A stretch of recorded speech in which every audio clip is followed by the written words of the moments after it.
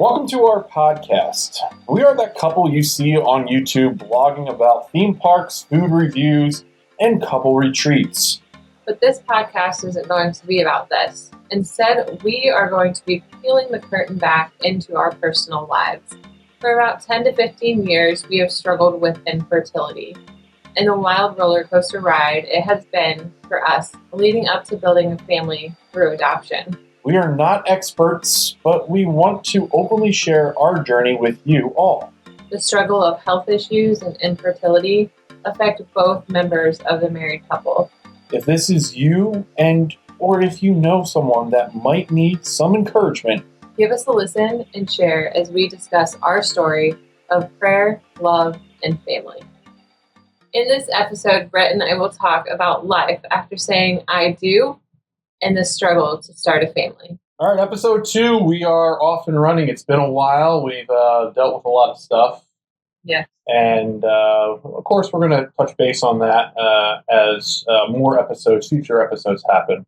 Yeah, you ready to get this podcast going? Let's do it. Okay, so as it was said, this really starts our marital journey after saying I do in 2010. I wanted to have a big family. I still do want to have a big family. Our dreams were nothing but about having a big family. Yeah, both of us. And you come from a big family. I was around a big family. I don't have that big of a family now anymore, but that's okay. But that was like one of our dreams. Unbeknownst to the whole scenario of what came or what was about to happen for our future, we had no idea. No, none at all. Nothing. There was not even, at the time, I don't think you had no family history involving this. I have some, but not that I was aware of. Not aware of at that time. Yeah. At the time, I wasn't educated on everything until after I started having struggles. And then not really educated, but aware that there were other family members that also struggled. Right. And I mean, at the time, because we're focusing, of course, present time, but this conversation is basically about 2010. Yeah. When we literally said I do. We were together for 10 years. Yep. Prior to, we had a couple situations or accidents that happened at the time. We weren't thinking. We were young. We were stupid. We were heavy partiers. We were drinkers. All the stuff that is just bad now. Yeah. We look back at it, it's like, if we had to do it again, we would, right. I think. Otherwise, we wouldn't have gotten to this point. Mm-hmm. But we had no clue. No clue. We were just enjoying life as a newly married couple. Yeah, we wanted to start a family immediately. That was our biggest task. The biggest dream, basically. It was. I always teased about having 6 kids. Yeah. And you always just gave... I mean, how many people always said like 12, 14, Yeah, yeah. I mean, I always, you dream of like what you imagine would be the perfect, a couple boys, couple girls, have a good mix. And I mean, I come from a family where I have 2 brothers and a sister. So that's what we were. So then you think, oh, it'll happen for me too. Right. Yeah. Everyone says, hey, when are you going to get married? And then after you get married, immediately the next day, when are you going to have kids? And it's just like, really? We just said I do. It's like, come on, pump the brakes a bit. Let us have some fun. Simple as that. Let us party. Yeah, that's what we did. That's what we did. Unfortunately, we did that. But you do. You always think like, okay, now that we're married, like, this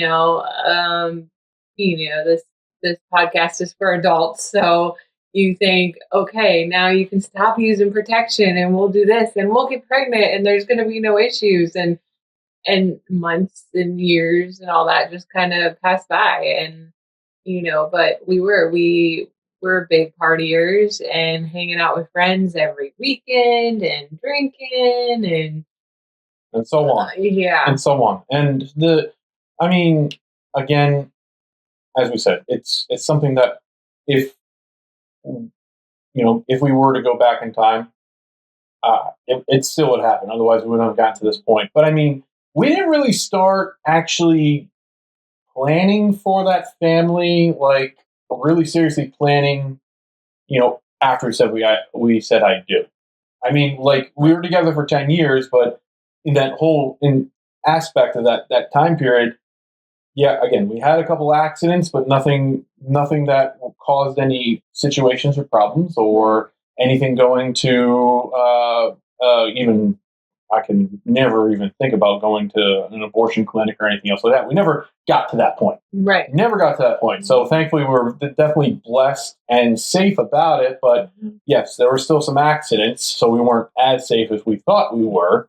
But besides that, like, when did we really start diving into the whole aspect we wanted to have kids? Because in 2010 we got married, but then Right. 2013 we moved down to Florida. Right. So we were in Illinois for 2010, 2011, 12. So, but then I mean, I would say, because we, like you said, we wanted to start trying immediately, but then like we were also enjoying life, so we enjoyed life, and then I think after a couple of years of okay, like we're not getting pregnant, like what's going on here? So then that's when we started researching, and we were like, okay, so we were taking my temperature. Oh yeah, we got the thermometer, and you had it. I remember you had it on your side of the bed with a notebook and a pen, and you would wake me up in the morning. we were journaling. we We were journaling. my body temperature, because they say like when you ovulate and get closer, like there's different things with like your body temperature. So then you would wake me up in the morning and say, okay, here. I would take the thermometer, half asleep still, take my temperature, and then you would write it down. I can't even imagine, like, thinking back on it now, like, really?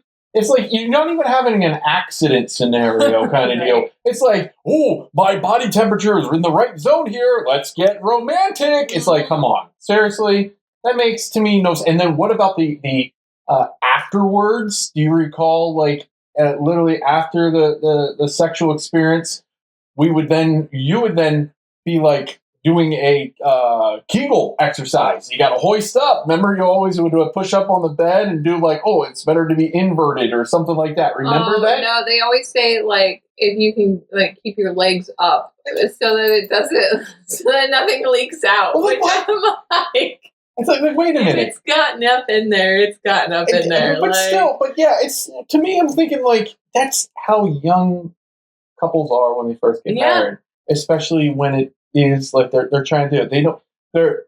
They're looking through all online research, talking to friends, trying to get any information possible. Oh, have you tried this? Oh, have you tried that? Or some people would say, oh, it only happens on a full moon, or it happens like you have a better chance of getting pregnant on like the third Thursday of every month or something like that. Yeah, it's or like, they what? say just relax, don't think about it, and just go get drunk. And that never happened either. That never happened.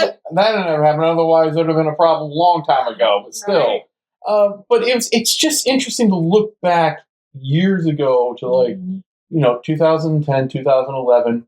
And I think it started around maybe 11 to 12 that we're like, okay, we're really serious, but it's just not working. We keep shooting for that bullseye, but nothing has happened. So then, like, to me, I didn't know if it was anything on my end, like coming from a male's perspective. It didn't seem like to me I was doing anything wrong, and at the same time I wasn't thinking you were doing anything wrong. Right. It just didn't click at the time. Right. Nothing. There was no warning signs. Right.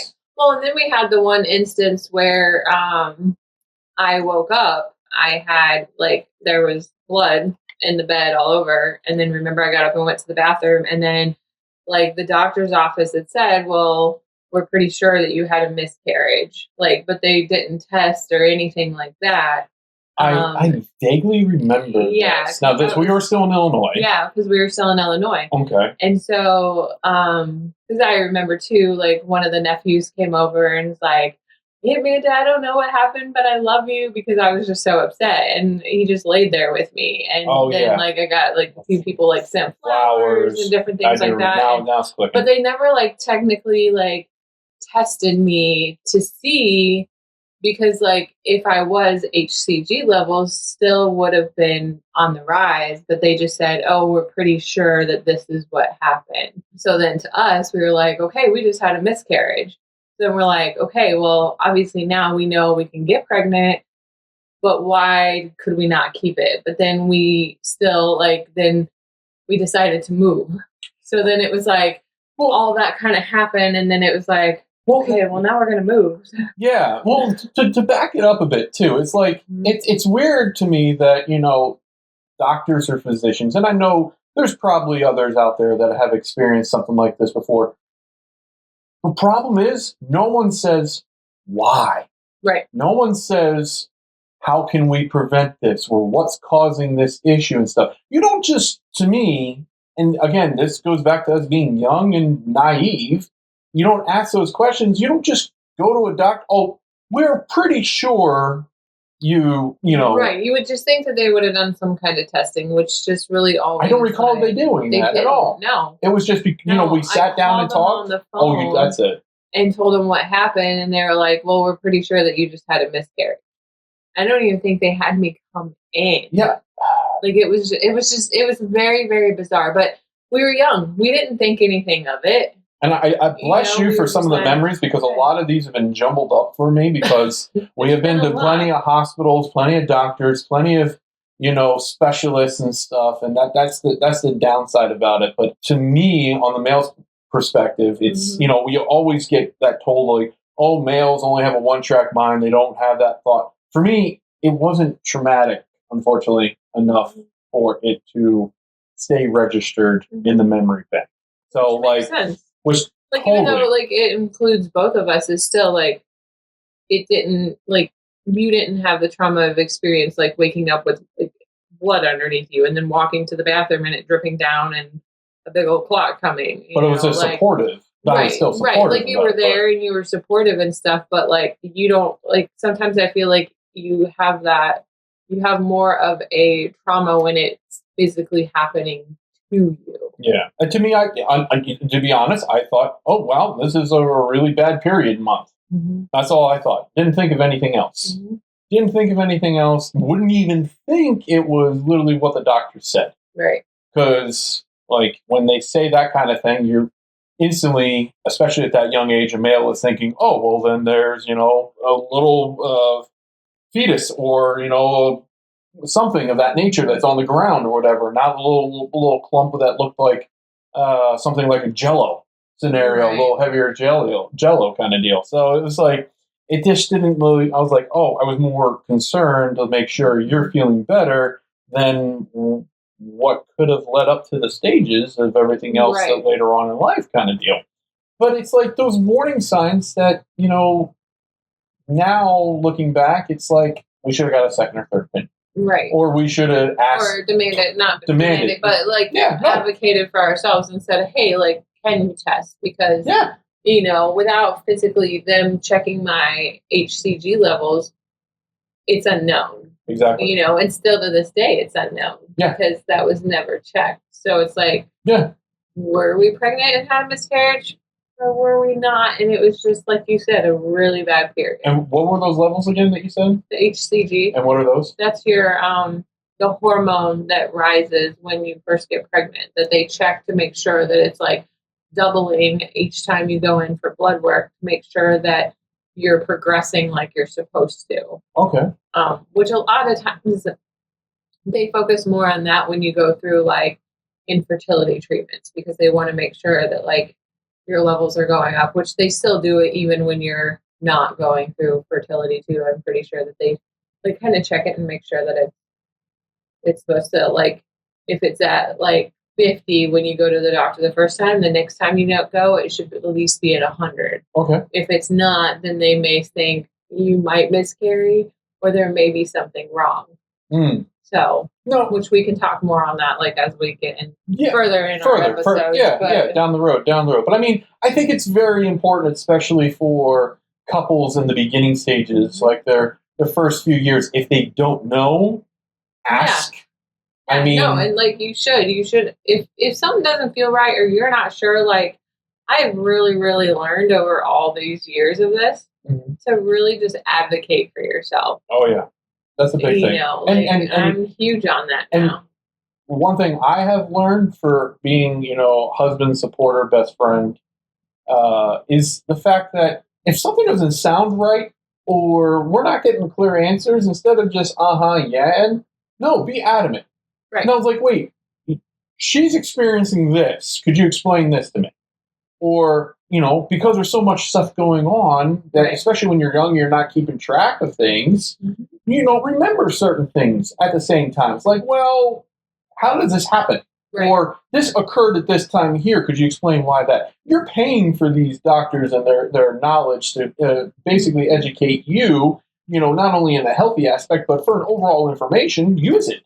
Right. Use it to your best ability. I mean, that's the biggest thing. The other thing we have on our notes here, because we had to go through a lot of our notes, we have ovulation. So what did you do anything particular at this time period? I know it's a long time ago. The only thing that we were doing was checking my body temperature to see when I was ovulating. Okay. All right. I just wanted to double check. Which, I mean, and that's the thing too. Like we said, this was 2010 to 2013. Things have come a long way. They even have like pregnancy tests. They have ovulation tests now. Right. Where you can pee on the stick and find out, like, am I ovulating? And then when your top days are to have intercourse to try to get pregnant. Yeah. And so, but back then, I mean, they may have had them back then, but I didn't know. And so we just researched like how to do it. And that was the one thing everybody's like, oh, just check your body temperature. And that's supposed to tell you like when you're ovulating and all that based off of your temperature and things. And I forget all the full details behind it, but yeah, that whole journaling my body temperature every day was just. Oh yeah, I remember writing that down. And it just got to a point that I was like, I'm tired of doing this. It was like it took the romance out. It took the pleasure out of it. It was just it felt like a chore. Yeah. It felt like a chore. It's like one of those things. It's like your biological clock is ticking. So hey, we got to get into the mood. Let's move it. Let's get going. Like full speed ahead. It's like no.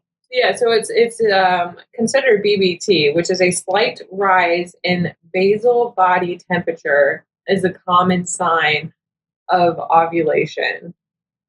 And so, like, that's what they're saying. But it can just rise by like 0.5 to 1 degree higher than what like your body temperature normally runs. So if you normally run like 98.6 like all the time, and then all of a sudden now it's like rising by like half to a full temperature, then that's supposed to be like when it's a sign that you're ovulating. But I mean, that could be like it's summer months out, or it was just a hot night in the house that night, or like I don't know. I just don't know like how accurate that is to do. But we tried it because that's what we read was the best thing to do. Well, out of these years from 2010 to 2013, we were living in a house. We were basically, of course, working. We had lives. We were still young. We were still naive. What is the biggest takeaway you wish you would have done in these early years of our marriage that, not the fact of what we come to find out years later. Right. But more along the lines of like your warning signs. Like if you were to be in a group of young married couples and like in a counseling thing, and you met three couples that basically were experiencing some of the struggles early on. And what would be your big takeaway that you explain this story to them, and how would you change it up? I think my biggest thing would be I always thought it would never happen to me. So, and even back then I thought, it's just getting pregnant? Yeah. Okay. So getting pregnant and having fertility struggles. But you knew that at that time. But like in my head, because I knew of fertility and that people struggled to get pregnant, because like there were some people from my high school that were doing fertility treatments that I knew of, and they were a few years older than me. Okay. So like I knew of it, but in my mind, I always thought that won't ever happen to me because my mom got pregnant very easy. My brothers had kids very easy. Like I never knew of anybody in my family that struggled with it. Yeah. So then I always thought, that's not me. It's not happening to me. Okay. It's just not the time. Okay. It's kind of how I thought of it, and I just kept thinking in my mind, like, it'll happen, but then another month would go by. It'll happen, a year went by. It'll happen, and then as, like, more years went by and more time went by, then I was like, that's when the red flags started coming. So I would say, like, if you struggle to get pregnant and it's been a year, and go see a specialist. You have to go see like a gynecologist, a woman does, and then if they do say, okay, well, let's do some testing and see, then, go with what your doctor says from there. I because agree. that's the one thing that I wish that I would have done sooner. I agree. Was went and saw somebody sooner. But I always had that feeling, and I just always said, that's not going to happen to me. That's not me. That's not the plans for me. Like, I always felt like, no, it's just not right. But it'll happen. Like, I just kept trying to tell myself and there's nothing wrong with me. It'll happen. There's nothing wrong with me. It'll happen. On the husband aspect, I would say, as much as you're going to seek for a specialist, the same thing for a male. At that time, I didn't think anything was wrong with me. Mm-hmm. And the fact that, not getting that attention or seeking that help would have more than likely created a bigger picture for us. Right. And as much as you say, if it's not working immediately after, I would say a year for sure. Yeah, I say it shouldn't be just the one person of the couple. It's both. Right. It's both, as much as the man as it is the woman. So, and just to be secure, just to know, okay, my numbers are up, sperm count's up, all that stuff, I'm doing okay. At least then, as much as the man needs to be focused for that, because, you don't want to, first off, you don't ever want to do the blame game. Oh, I'm fine, you're not, like that. That's right. that's a total wrong side. You need each other's support during it. Yeah, and at least then okay, both parties, both man and woman know, okay, I know where we need to focus. Mm-hmm. And then as a team, because you're basically, teammates in general. So you're soulmates. You're a married couple. Start acting like a married couple. Don't go doing the blame or shift game or anything else like that. But also, men should take as much as the responsibility and getting themselves checked when the woman. One part that I would have to admit when I was in this time period was that I felt I was fine. I didn't think I didn't know anything about like how many sperm counts you could have, or do this. I was just like, just like a typical guy. Okay, it's time to have fun. Here we go. Not knowing heat is an issue, type of clothing, all that kind of stuff, because that affects it. It's a lot of things, or even if it's something along the lines of a hereditary thing, because that could very well happen too. Yep. I mean, again, we're not experts, but these are just some of the things that we're saying now that we should have done beforehand. Yeah, but things that we've learned over the years. And I mean, here's the other big thing that I think we'll say episode after episode after episode: be open. Yeah. Don't hide under a rock. Don't close yourself off from society. Seek actually a group.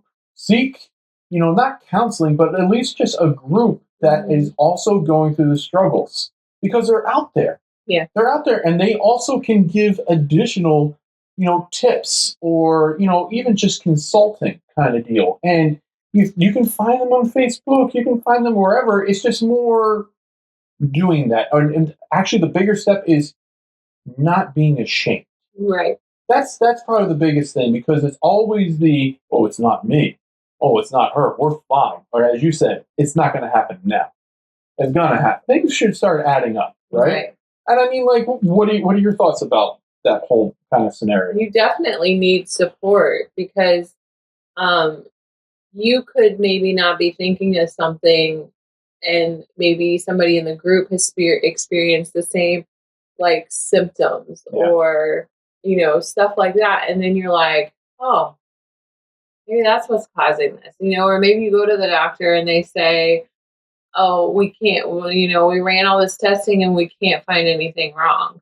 But then you're still not getting pregnant. So then Yeah. it's like, maybe, those groups, they're just so supportive on, hey, have you tried this? Or hey, have you done this? They're not just, oh, just go out and get drunk and it'll happen, Yeah. or don't think about it and it'll happen. Like, they give you advice based off of experiences that they have been through with the same thing. Yeah. So that's where, and then the biggest thing for me with the groups, it makes you not feel so alone.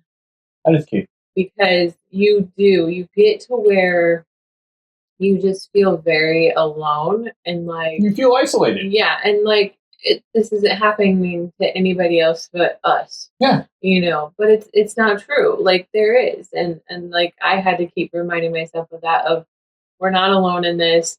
These doctors have been, doing this, they've been doing that, and just all that stuff, and it's like, we're not alone in this.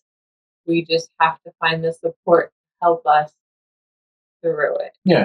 Because then you will have people too that, as you're going through it, they're like, "Oh, I'm so sorry." Oh, yeah. Then it's like, you don't feel that sincere like, not really apology, but you don't feel that sincerity, and it's just because they haven't been through it. When somebody hasn't been through a miscarriage or some kind of like a loss like that, it's a different feeling, and it's gut wrenching, and it's just, it's very hard to explain, like, the feeling that it gives you. Yeah. And so when you have somebody that's been through it, their way of talking to you and supporting you is 10 times different than somebody that hasn't been through it. So finding those people that have been through it